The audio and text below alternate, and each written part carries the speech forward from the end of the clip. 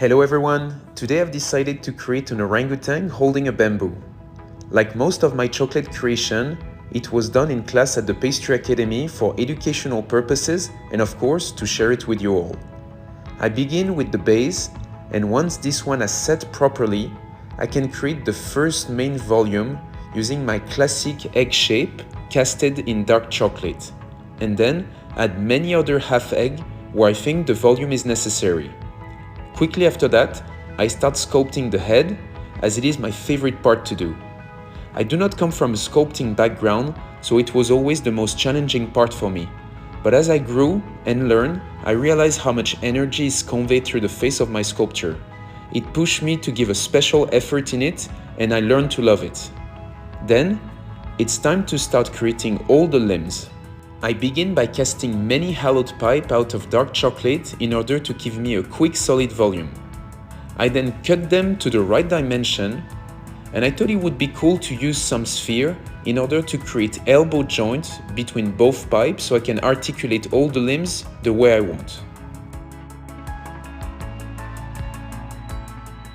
It's time to apply the milk chocolate onto each limb before I can glue them onto the main body. This step is very important as this will give life to the final piece. I'm doing a quick new technique in order to texture the tongue, playing with warm and cold chocolate.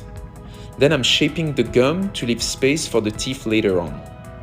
Once this has been done, I find a new, more efficient way to sculpt the hands by casting it into gloves, then cutting all the fingers and re-gluing them in the proper position. I have to say this always has been my least favorite part of sculpting. Once the hands and feet are glued on, I give my big guy a little bit of love. Then it's finally time to start the most time-consuming aspect of the creation, the fake fur effect. This one is done entirely with a soft milk chocolate paste and the tip of my fingers. The goal is to accentuate body movement while creating interesting volume. Once this is finished and the beast has been polished, I can move on to the spraying part. Some of you might not know, but what I'm actually spraying is cocoa butter with edible pigment, which allows me to create a full final piece 100% made out of chocolate and of course edible.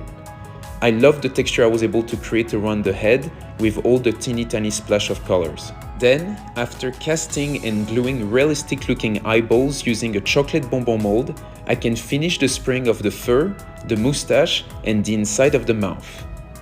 Once I'm done spraying and the piece has been polished, I can finally glue the teeth on. I love the way they turned out. Before I can move on to the next task, I make sure there is no imperfection and I do a few touch-ups.